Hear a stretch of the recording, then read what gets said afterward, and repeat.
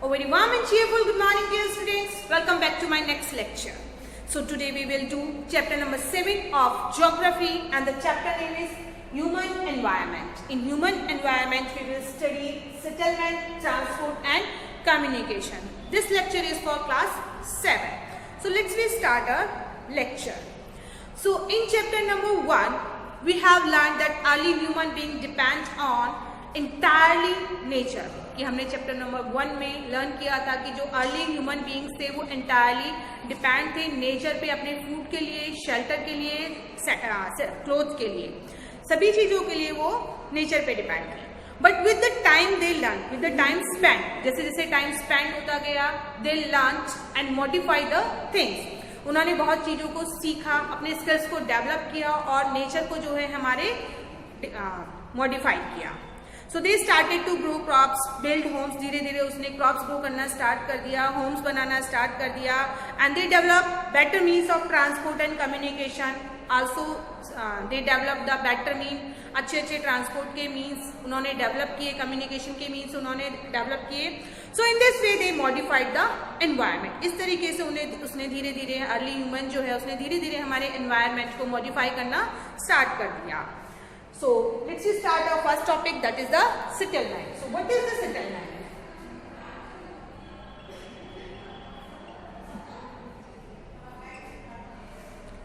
So the place where a building or settlement develops. वो place जहाँ पर कोई building बनाई जाती है या settlement किया जाता है वो place कहलाती है हमारी site. Site is a place where the human make their buildings or start settlement. That place is known as site. So what is settlement? Settlements are places where people build their homes. और जहाँ people अपने घर बनाकर रहते हैं उस जगह को कहा जाता है settlement. Settlements we can categorize into two categories.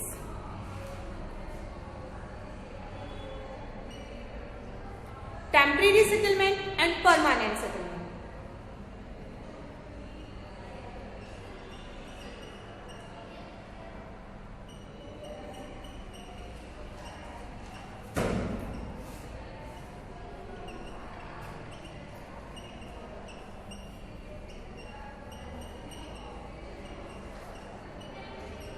Broadly, we categorize our settlement into two main categories: temporary settlement and permanent settlement. So early human beings lived on trees and caves. Early human beings जो था हमारा trees पे रहता था या caves में रहता था. Later they start to grow crops. Crops जब उसने grow करना start कर दिया तो उसको need हुई एक permanent settlement की, एक जगह पर रहने की. टू प्रोटेक्ट देयर क्रॉप्स, अपनी क्रॉप्स को प्रोटेक्ट करने के लिए, वाइल्ड एनिमल से या और कोई डिजास्टर है उनसे प्रोटेक्ट करने के लिए, उनकी टेक केयर करने के लिए they need a permanent settlement. So they start a permanent settlement. They make the houses and they start their settlement near the river valley. Why they start the settlement near the river valley? Because near the river valley the land is fertile. Land जो होती है fertile होती है, जो crops के लिए बहुत ही ज़्यादा अच्छी होती है. वहाँ पर क्रॉप्स जो होती हैं हमारी बहुत ही अच्छे ग्रो होती है. उसके अलावा रहने के लिए उनको वहाँ प्लेस मिलता है. थर्ड थिंग जो है और सबसे मोस्ट इम्पॉर्टेंट थिंग जो है जो हमारी क्रॉप्स के लिए भी ज़रूरी है, ह्यूमन के लिए भी ज़रूरी है, that is the availability of water. तो प्रॉपर और एविडेंस अवेलेबिलिटी ऑफ वाटर उनको उस रीजन में मिल जाता था. तो इस तरह से धीरे धीरे वहाँ पर लैंड मिलने लगी, पानी की भी अवेलेबिलिटी हो गई, उन्होंने क्रॉप्स ग्रो करना स्टार्ट कर दिया. So they start to make permanent settlement. So they also start with the development of trade, commerce, manufacturing. Trade करना स्टार्ट कर दिया, चीज़ों को मैन्युफैक्चर करना स्टार्ट कर दिया, डेवलपमेंट करना स्टार्ट कर दिया. सो ह्यूमन सेटलमेंट धीरे धीरे जो है हमारा लार्जर होने लगा रिवर वैली के near. So some human settlements we found in early times that are Tigris, Indus river के नियर था टेग्रिस, नाइल रिवर के नियर था हुआंग हे. सो सेटलमेंट्स को हमने टू कैटेगरीज में डिवाइड किया है, temporary and permanent. Temporary settlements basically होते थे temporary settlements which are occupied for a short period of time.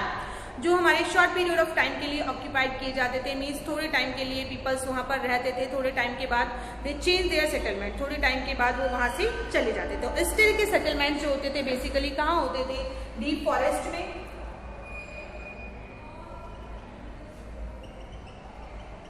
deep forest region, mountainous region, caves and extreme climate region. Extreme climate region means है जहाँ ज्यादा गर्मी है, ज्यादा ठंड होती थी, तो ज्यादा टाइम के लिए वो वहां पर नहीं रह पाते थे, तो इस कंडीशन में उन्हें सेटलमेंट्स बार बार चेंज करना पड़ता था. So people living in deep forest, hot and cool desert, mountainous region dwell temporary settlements. So temporary settlements जो होता था बेसिकली उनमें पीपल्स किस वर्क में इंगेज रहते थे? Peoples are engage in hunting, gathering.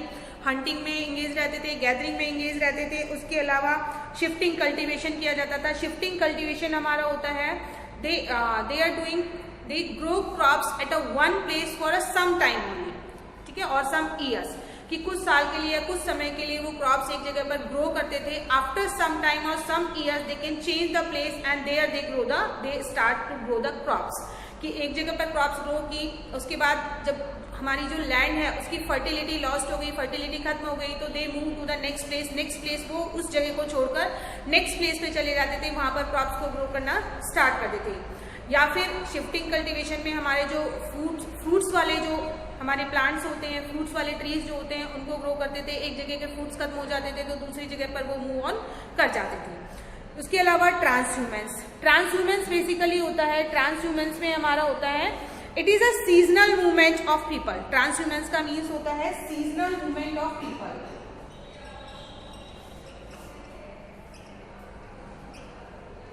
Movement क्यों होता था? टेम्परेरी सेटलमेंट क्यों होता था? ट्रांसह्यूमेंस की वजह से. ट्रांसह्यूमेंस होता है seasonal movement of people.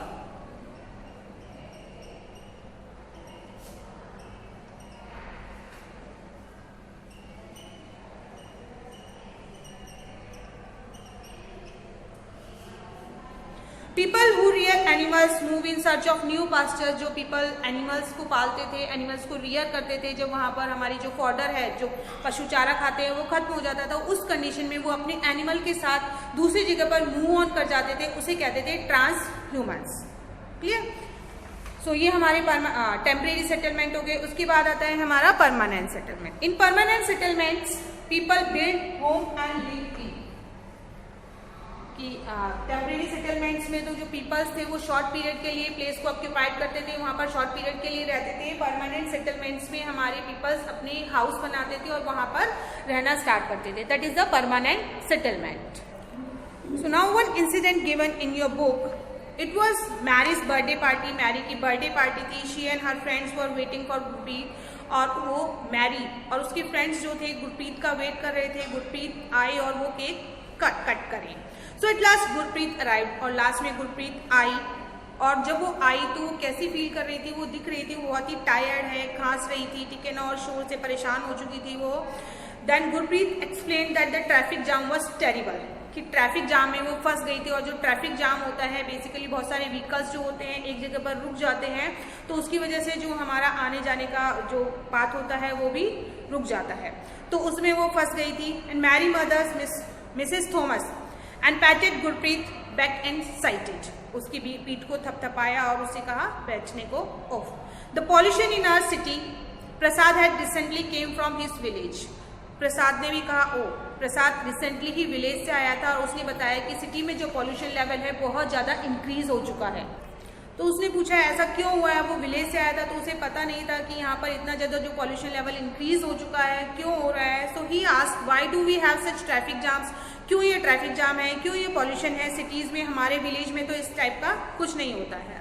So the number of vehicle is increasing day by day. उसके फादर समझाते हैं मैरी के जो नंबर ऑफ व्हीकल्स हैं वो डे बाय डे इंक्रीज हो रहे हैं, जिसकी वजह से जो व्हीकल्स में से जो पॉल्यूशन जो एयर निकलती है वो पॉल्यूटेड एयर होती है, तो उसकी वजह से जो हमारा पॉल्यूशन है बहुत ज़्यादा बढ़ता जा रहा है. And that's why the people coming. और बहुत सारे पीपल्स जो है माइग्रेट होकर विलेज से सिटीज़ में आ रहे हैं, जिसकी वजह से यहाँ पॉपुलेशन बढ़ गई है. पॉपुलेशन बढ़ने की वजह से उतने ही नंबर ऑफ व्हीकल्स भी इंक्रीज हो गए हैं और बहुत ज़्यादा जाम यहाँ पर होने लग गया है. So Mr. Thomas said That's why you see many slums and squatter settlements where people stay in congested and unhygienic condition. और ये एक रीज़न इस चीज़ का भी है कि बहुत सारे पीपल्स यहाँ जो पॉपुलेशन बहुत ज़्यादा इंक्रीज हो गई है, इसी वजह से पीपल्स ने झुग्गी झोपड़ियाँ, जैसे हम कहते हैं कच्चे हाउस जो होते हैं, ठीक है ना, एक सिर्फ छत डाल लेते हैं और चार दीवारी खड़ी कर लेते हैं, तो स्लम एरिया वो जो होता है, स्लम एरियाज में रहना पीपल्स ने स्टार्ट कर दिया है, जो अनहाइजीनिक होते हैं, साफ नहीं होते हैं, बहुत गंदगी वहाँ पर होती है, जिसकी वजह से बहुत सारे डिजीजेस भी स्प्रेड होते रहते हैं। और इस तरह के डिजीजेस हैं, गंदगी है, पॉल्यूशन है, ट्रैफिक जाम है, उसके अलावा वाटर शॉर्टेज भी यहाँ की एक बहुत बड़ी प्रॉब्लम बन गई है। देन प्रसाद ने कहा आवर विलेज में not have big cinema halls, कि हमारा विलेज जो है वहाँ पर बड़े सिनेमा हॉल्स नहीं है, वेल इक्विप्ड स्कूल्स नहीं है, गुड हॉस्पिटल्स नहीं है, but we have lot of open space, लेकिन हमारे पास एक ओपन स्पेस है जिसमें हमें फ्रेश एयर मिलती है और हम फ्रेश एयर में ब्रीथ कर सकते हैं, इसी वजह से हम ज़्यादा बीमार नहीं होते हैं और हम हेल्दी रहते हैं। द अबाउ कन्वर्सेशन, ये जो अभी कन्वर्सेशन हुआ उसके थ्रू ये हमने निकाली है ओपिनियन है कि the rural and the urban settlements, two type के सेटलमेंट्स होते हैं। दो पिक्चर्स हमारे माइंड में आई कि रूरल जो सेटलमेंट्स था बेसिकली वहाँ पर फ्रेश एयर प्रोवाइड हो रही थी, ओपन एरिया ज़्यादा था, उनके पास पॉल्यूशन नहीं था, वाटर अवेलेबिलिटी प्रॉपर थी। बट जो सेकेंड पिक्चर क्रिएट हो रही थी माइंड में, क्रिएट हो रही है माइंड में उस इंसिडेंट के according, that is the urban areas जो होते हैं, मीन सिटी एरियाज जो होते हैं, वहाँ पर ट्रैफिक जैम बहुत ज़्यादा होता है, पॉल्यूटेड एयर होती है, जिसकी वजह से बहुत सारे लोग बीमार हो जाते हैं, डिजीजेज स्प्रेड होती है। स्लम एरियाज में बहुत ज़्यादा चारों तरफ गंदगी फैली रहती है, जिसकी वजह से बहुत सारे डिजीजेज स्प्रेड हो जाते हैं। स्पेस जो होता है पीपल्स को घर बनाने के लिए बहुत ही कम स्पेस उनको प्रोवाइड होता है। तो इस बेसिस पे हम अपने परमानेंट सेटलमेंट को टू कैटेगरीज में देखकर पढ़ सकते हैं कि एक होता है रूरल सेटलमेंट और एक होता है urban settlement.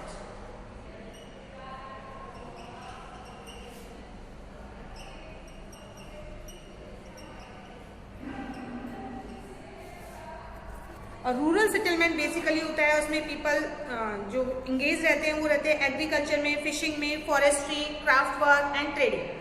Rural settlement can be compact और स्कैटर्ड। अब ये कॉम्पैक्ट क्या होता है और स्कैटर्ड क्या होता है, लेट्स वी डिस्कस दिस।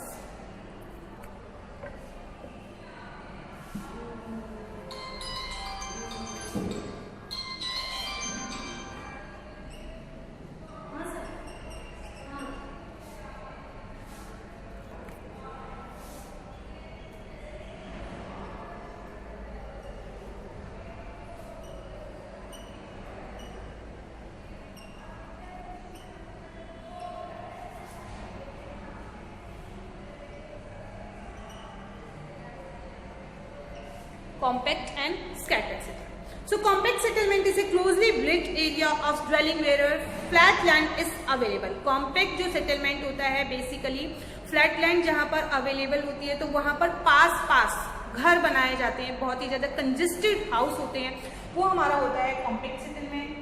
और जहाँ पर जैसे माउंटेनियस रीजन हो गया हमारा, उन रीजन में बहुत ज़्यादा फ्लैट लैंड हमें एक साथ अवेलेबल नहीं होती है, इस कंडीशन में घर जो होते हैं, हाउसेज जो होते हैं वो डिस्टेंस पे बनाए जाते हैं, ठीक है, जहाँ पर लैंड अवेलेबल होती है वहाँ पर हाउसेज बनाए जाते हैं, तो वो हमारा हो गया स्कैटर्ड सेटलमेंट। तो स्कैटर्ड सेटलमेंट में हमारे जो हाउसेज हैं वो दूर दूर बने हुए होते हैं, ठीक है ना, और कॉम्पैक्ट सेटलमेंट में हमारे जो घर होते हैं, हाउसेज होते हैं, वो बहुत ही पास होते हैं, नियरली होते हैं।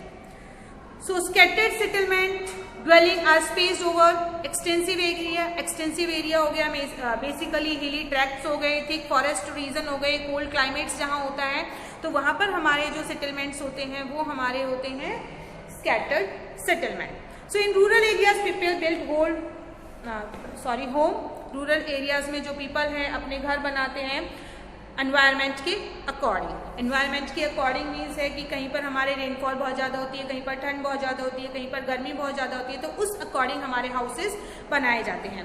लाइक जहाँ पर हैवी रेनफॉल होती है, जिन रीजन्स में हमारे हैवी रेनफॉल होती है, दे हैव स्लैंटिंग रूफ्स, वो जो रूफ बनाते हैं उनकी रूफ जो होती है स्लैंटिंग होती है।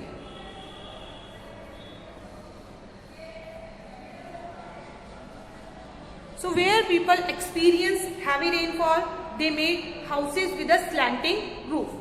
Slanting roof हमारी इस टाइप की, ठीक है।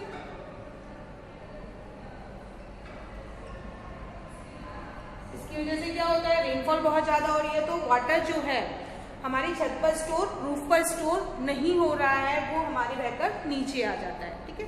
तो हैवी रेनफॉल वाले रीजन्स में जो है स्लैंटिंग रूफ वाले घर बनाए जाते हैं। And where water accumulates in rainy season, जिससे रेनी, और इसके अलावा एक और इसके पीछे रीजन है कि रेनी सीजन जब होता है वाटर यहाँ पर आता है तो उसके लिए वाटर कंजर्वेशन सिस्टम भी, ठीक है ना, यहाँ पर टैंक्स वगैरह बनाए जाते हैं। तो इन टैंक्स में जो हमारा वाटर है स्लैंटिंग रूफ की वजह से डायरेक्टली इन टैंक्स में आ जाता है और इन टैंक्स में हमारा वाटर जो है स्टोर हो जाता है। उसके अलावा रेनी सीजन में स्लैंटिंग रूफ होती है, स्लिट्स बनाए जाते हैं। स्लिट्स होता है हमारा कि जैसे बहुत ज्यादा रेनफॉल हो रही है तो नीचे वाला जो रीजन है हमारा यहाँ पर पानी भर जाएगा, ठीक है, तो यहाँ मिट्टी दलदली हो जाएगी, तो घर में हमारे पानी घुस सकता है, एंटर कर सकता है। तो इस कंडीशन में क्या करते हैं, नीचे वो पिलर्स लगाते हैं, ठीक है, वुड के पिलर्स लगाकर एक हाइट देते हैं, पहले अपने घर को एक बेस देते हैं, उसके बाद अपने हाउसेस बनाते हैं, तो उन हाउसेस को कहते हैं stilts. So houses are constructed on raise platform, जो रेज प्लेटफॉर्म की नीचे से पहले ऊपर उठा के हाउसेस बनाए जाते हैं, उन हाउसेस को कहा जाता है स्टिल्ट्स। और जहां पर हमारे बहुत ज्यादा गर्मी होती है, मीन्स बहुत ज्यादा हॉट रीजन होता है, उन रीजन्स में यूज किया जाता है मड का, ठीक है ना। उन रीजन्स में जो हमारे हाउसेज होते हैं वो मड से बनाए जाते हैं। मड जो होती है हमारी बहुत ही ठंडी रहती है, ठीक है ना, तो हमारे जो होम्स वो बनाए जाते हैं, क्लाइमेट के इफेक्ट उस पर ज़्यादा नहीं होते हैं, तो हमारे जो घर होते हैं अंदर से वो ठंडे होते हैं। थैच्ड रूफ होती है एंड लोकल मटेरियल यूज किया जाता है उनको बनाने के लिए, स्टोन, मड, क्ले, स्ट्रॉ होती है सूखी घास, उनका यूज किया जाता है हाउसेस को बनाने के लिए। So the towns are small and cities are larger. Towns basically होते हैं स्मॉल होते हैं, सिटीज में लार्जर सेटलमेंट होता है। So in urban area the people are engage. Urban area में जो पीपल्स एंगेज रहते हैं हमारे, वो रहते हैं मैन्युफैक्चरिंग वर्क में, trading, service, in these work they are engage. So next topic is transport.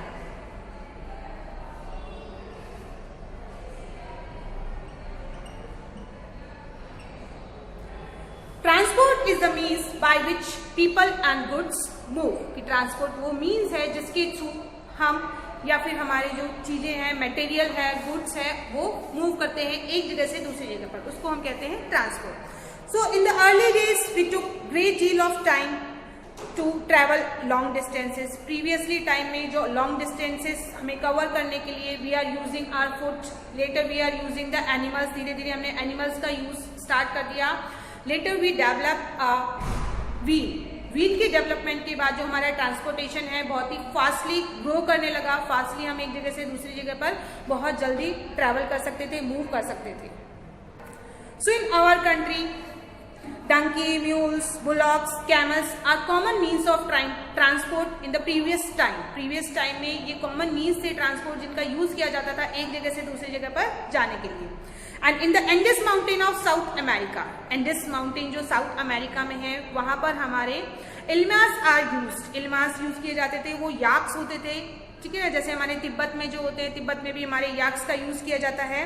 And the months to reach India, और कई महीने लग जाते थे इंडिया आने के लिए, या हमें अगर कहीं दूर जाना है तो वो ट्रैवलिंग के लिए हमें कई मंथ्स स्पेंड करने पड़ते थे। After some months we are reaching there, कुछ मंथ्स बाद हम वहां पर पहुंच पाते थे। इसमें हमारा बहुत सारा जो टाइम था वो हमारा निकल जाता था, वेस्ट हो जाता था। उस टाइम को यूटिलाइज करने के लिए व्हील के इन्वेंशन के बाद, ठीक है, हमारा ट्रांसपोर्टेशन सिस्टम जो था वो हमारा फास्टर होता गया। तो धीरे धीरे हमने कार्ट्स बनाए, कार्ट्स के बाद साइकिल, बाइक्स, उसके बाद मोटर कार्स बनाई, ट्रेन्स हमारी डेवलप हुई, एरोप्लेन्स हमारे डेवलप हुए। तो आज के टाइम पे अगर हम बात करें तो हमें ट्रैवल करने के लिए बहुत ही कम टाइम जो है स्पेंड करना पड़ता है एक जगह से। इवन वन कॉन्टिनेंट से दूसरे कॉन्टिनेंट पर जाने के लिए भी हमें बहुत ही लेस टाइम स्पेंड करना पड़ता है। सो ट्रांसपोर्टेशन मीन्स ट्रांसपोर्ट को हमने 4 कैटेगरीज में डिवाइड किया है। मेनली 4 कैटेगरीज है हमारे ट्रांसपोर्टेशन की। फर्स्ट है roadways,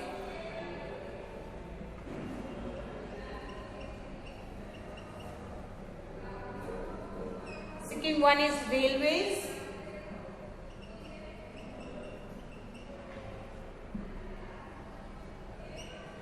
third one is waterways,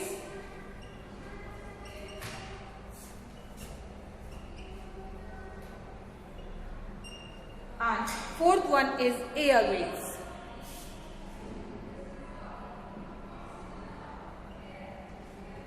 So transportation, means of transportation we can categorize into 4 types: roadways, railways, waterways and airways.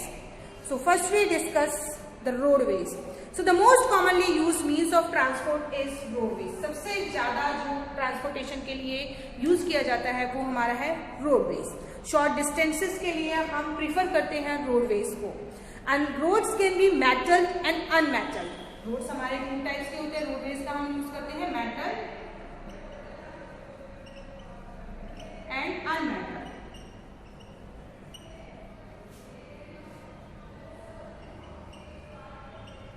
Metal road होते हैं हमारे पक्के रोड और अनमेटल रोड होते हैं हमारे कच्चे रोड. तो मेटल जो रोड है हमारे वहां पर जो हमारा ट्रांसपोर्टेशन होता है बहुत ही डेंस नेटवर्क होता है, बहुत ही ज्यादा व्हीकल्स वहां से हमारे पास ऑन करते हैं.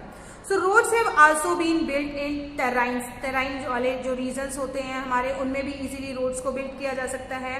ठीक है, डेजर्ट रीजन में भी, फॉरेस्ट रीजन में भी, हाई माउंटेनियस रीजन में भी आज के टाइम पे हमारे रोड्स जो हैं डेवलप हो चुके हैं. लाइक मनाली लेह हाईवे, ठीक है, जहां पर हमारे रोड्स बनाना पॉसिबल नहीं था, बट आज के टाइम पे हमारी टेक्नोलॉजी इतनी ज्यादा इंप्रूव हो चुकी है कि हमने वहां पर भी रोडवे नेटवर्क बना लिया है. So mountains is the one of the most highest roadway in the world. वहां पर हमारी पॉसिबिलिटी एरोप्लेन्स की कम है, वहां पर लैंड नहीं कर सकते हैं, इसलिए रोडवे नेटवर्क का वहां ज्यादा से ज्यादा यूज किया जाता है. And roads build underground are called. जो रोड्स हमारे अंडरग्राउंड बनाए जाते हैं उन्हें कहते हैं सबवेज और अंडरपाथ. ठीक है, जो रोड्स हमारे अंडरग्राउंड बनाए जाते हैं उन्हें सबवेज और अंडरपाथ कहा जाता है. And flyovers are also built over raised structure. जो रेज्ड स्ट्रक्चर होती है वहां पर हमारे फ्लाईओवर बनाए जाते हैं. फ्लाईओवर जिसे हम पुल कह सकते हैं. ठीक है ना. नेक्स्ट आता है हमारा railways. The railway carry heavy goods. Roadways हमारे जो बेसिकली होते हैं वो शॉर्ट डिस्टेंस के लिए हम उनको प्रीफर करते हैं. ज्यादा से ज्यादा डेंस नेटवर्क यहाँ पर होता है. रेलवे जो होते हैं हमारे हैवी गुड्स को एक जगह से दूसरी जगह ले जाने के लिए यूज किया जाता है. लॉन्ग डिस्टेंस पे ये हमारे गुड्स को एक जगह से दूसरी जगह पर क्विकली पहुंचा सकती है. And the invention of steam engine. Steam engine के इन्वेंशन के बाद जो इंडस्ट्रियल रिवॉल्यूशन था वो हमारे बहुत ही स्पीड से डेवलपमेंट हुआ. रेलवे ट्रांसपोर्टेशन का डेवलपमेंट जो स्पीड से हुआ. डीजल एंड इलेक्ट्रिक इंजन भी हमारे बहुत ज़्यादा यूज आते हैं, जिनकी वजह से भी हमारा जो रेलवेज है बहुत फास्टली ग्रो हो रहा है, फास्टली डेवलप हो रहा है. और जो हमारे प्रीवियसली जो स्टीम इंजन थे उनको रिप्लेस कर दिया गया है. सुपर फास्ट ट्रेन हमारी चलने लग गई है, जिससे हमारी जर्नी और भी ज़्यादा फास्ट हो गई है. And railway network is develop over the plain area. Basically जो रेलवे नेटवर्क है प्लेन एरिया में इसको बनाया जाता है. डिफिकल्ट माउंटेन टेराइन्स, आज के टाइम पे डिफिकल्ट माउंटेन टेराइन्स रीजन में भी इसको बनाया जा चुका है. And Indian railway network is well develop. बहुत well developed Indian railway network है हमारा. And it is the largest in Asia. Largest भी है एशिया में. Now third is waterways. Waterways we already read about the waterways की waterways जो होते हैं ट्रांसपोर्टेशन के लिए प्रीवियस टाइम से हमारे यहाँ यूज किए जा रहे हैं. प्रीवियस टाइम में भी हमारे यहाँ पर वास्को डी गामा आया था शिप लेकर. ठीक है, तो इस टाइप से ट्रेड के लिए बहुत पुराने टाइम से हमारे वाटरवेज को यूज किया जा रहा है और आज के टाइम पे भी हमारे वाटरवेज को यूज किया जाता है. वाटरवेज को टू पार्ट्स में हमने डिवाइड किया है, inland waterways and sea routes.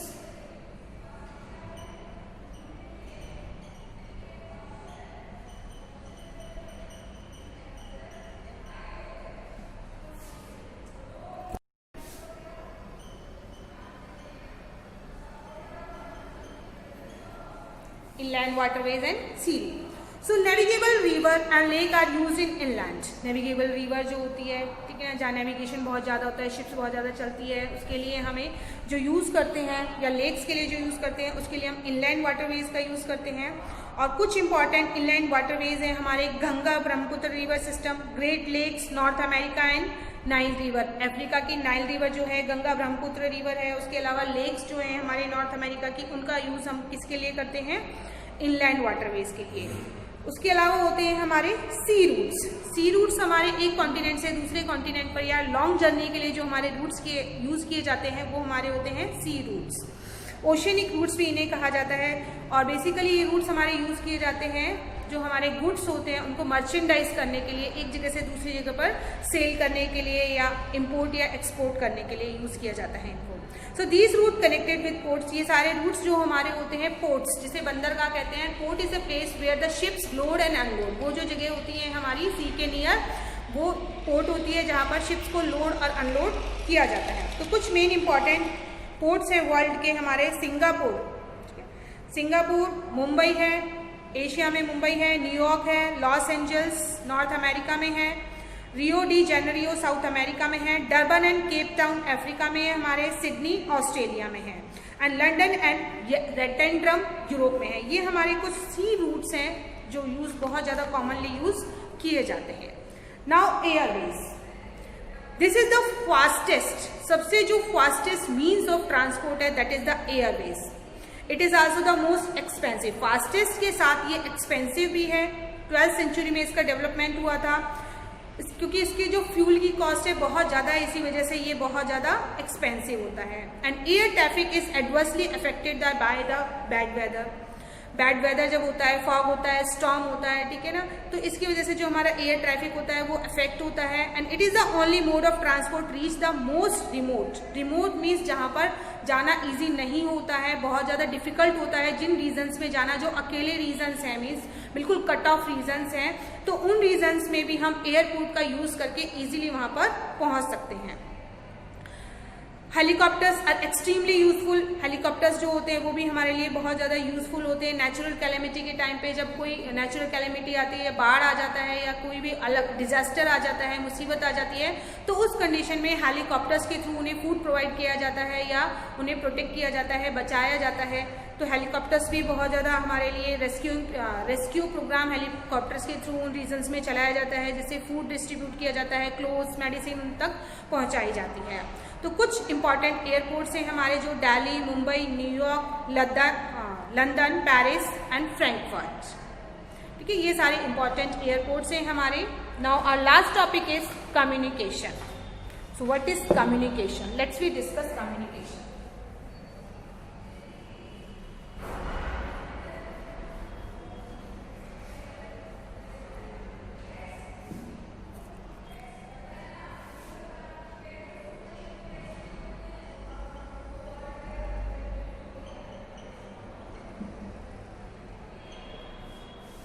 So communication is the process of conveying message to others. Communication वो प्रोसेस है जिसके थ्रू हम अपने मैसेज को दूसरे पर्सन तक पहुंचाते हैं या उसके मैसेज को हम रिसीव करते हैं, that is the communication. So with the development of technology, और जैसे जैसे हमारी टेक्नोलॉजी का डेवलपमेंट हो रहा है, ह्यूमंस का डेवलपमेंट हो रहा है, न्यू डिवाइसेस जो हैं वो हमने इन्वेंट कर लिए हैं, फास्टेस्ट मोड ऑफ कम्युनिकेशन हमारे डेवलप हो चुके हैं। So the advancement of field of communication, communication की फील्ड में हमें बहुत ज़्यादा एडवांसमेंट मिल गई है, हम बहुत ज़्यादा एडवांस हो चुके हैं। इसी की वजह से जो हमारे मैसेजेस हैं वो विद इन अ सेकेंड्स, हम जो बाहर कंट्री में, हमारे जो फॉरेन कंट्री में हैं या दूसरे कॉन्टिनेंट पे हैं, उनको ईजिली हम अपने मैसेज सेंड कर सकते हैं या उनके मैसेज जो हैं हम रिसीव कर सकते हैं। सो कम्युनिकेशन के डिफरेंट मेथड्स हैं, newspaper, radio, television, phone, they are called mass media. और कुछ कम्युनिकेशन के मेथड हैं जिससे हम एक साथ बहुत सारे पीपल्स को अपने मैसेज डिलीवर कर सकें, वो हमारे मीन्स होते हैं मास मीडिया। लाइक हमारे न्यूज़पेपर हो गए, मैगजीन हो गए, रेडियो हो गया, टेलीविज़न हो गया, इन सब के थ्रू हम एक साथ अपने मैसेज को बहुत सारे पीपल्स तक स्प्रेड कर सकते हैं, पहुंचा सकते हैं।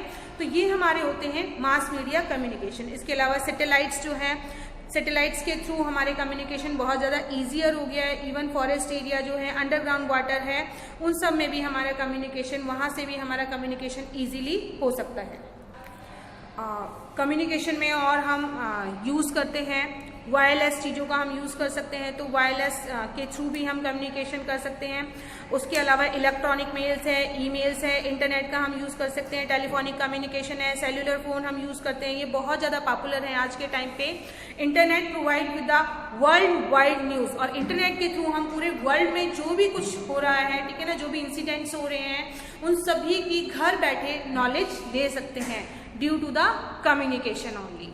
सो now we can reserve tickets, railway के टिकट्स हम रिजर्व करा सकते हैं, एयरवेज के टिकट, सिनेमा हॉल की जो टिकट्स होती हैं उनको बुक करा सकते हैं। तो कम्युनिकेशन ने हमारी लाइफ को बहुत ही ईजियर और बेटर बना दिया है। So communication is the process for conveying message to other. Okay, this is the last topic. So in this chapter we studied about the human environment. In human environment, we studied settlement. Settlements are of two types. Transportation. Transportation we can categorize into 4 parts, and communication. Communication is a method through which we convey the message to others. I hope you understand this chapter. Thank you and have a nice day.